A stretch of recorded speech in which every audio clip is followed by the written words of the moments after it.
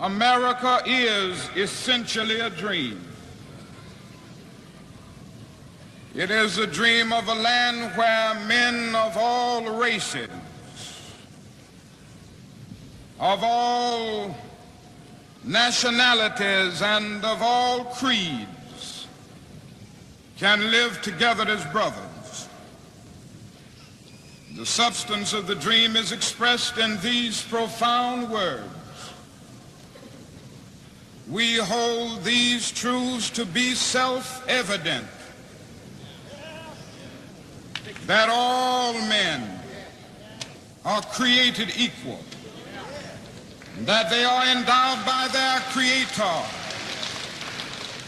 with certain inalienable rights, that among these are life, liberty, and the pursuit of happiness.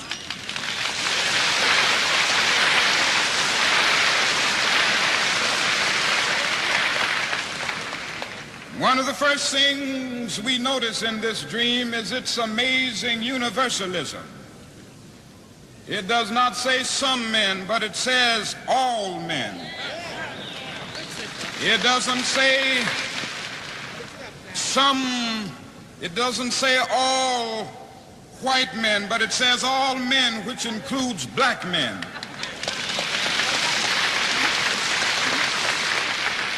It doesn't say all Gentiles, but it says all men, which includes Jews.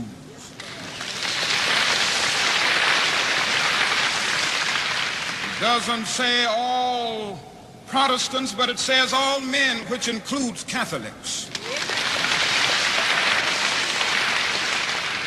That is something else that we notice in this dream, which is one of the things that distinguishes democracy and our form of government with other totalitarian systems.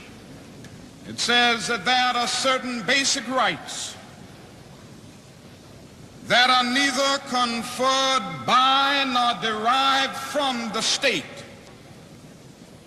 In order to discover where they came from, it is necessary to move back behind the dim mist of eternity. They are God-given.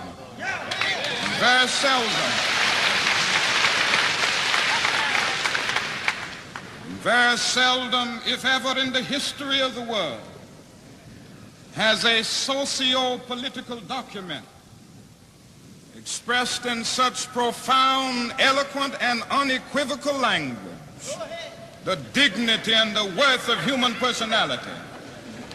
For the American dream reminds us that every man is the heir of a legacy of dignity.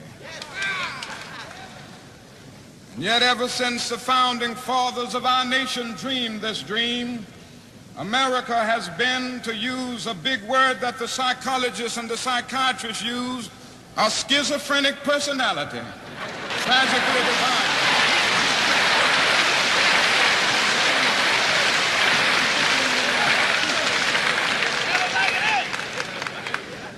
On the one hand, she has proudly professed the noble principles of democracy, and on the other hand, she has proudly practiced, or she has sadly practiced, the very opposite of those principles. Indeed, slavery and segregation have always been strange paradoxes in a nation founded on the principle that all men are created equal.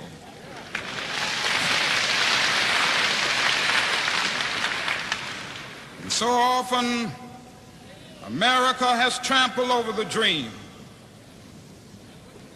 So often America has scarred this noble dream. We look and see certain states saying they will never comply with the law of the land.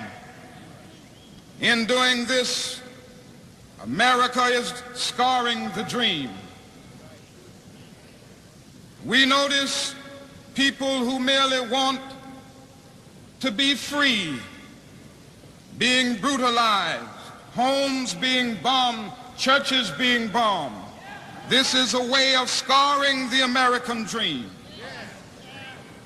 We notice people who merely want to exercise their citizenship rights being thrown into jail This is a way of scarring the dream. And we can hear the voice of a little Emmett Till crying from the rushing waters of Mississippi. This is a way of scarring the dream. And so the Negro is still trampled over by the iron feet of oppression. And so often he has been pushed out of the glittering sunlight of life's July and left standing in the piercing chill of an alpine November. This is scarring the American dream.